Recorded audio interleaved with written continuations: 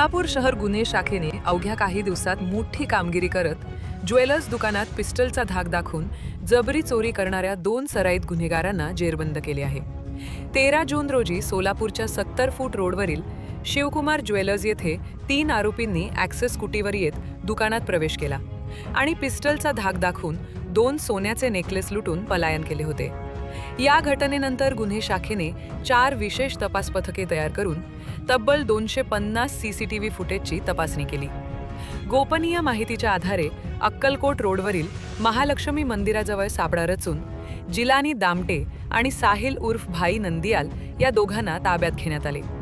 त्यांच्याकडून 2 सोन्याचे नेकलेस, देशी बनावटीचे पिस्टल, 3 जिवंत काडतुसे, 2 मोबाईल फोन आणि गुन्ह्यात वापरलेली चोरीची ॲक्सेस मोटारसायकल असा एकूण 6,30,000 रुपयांचा मुद्देमाल जप्त करण्यात आला।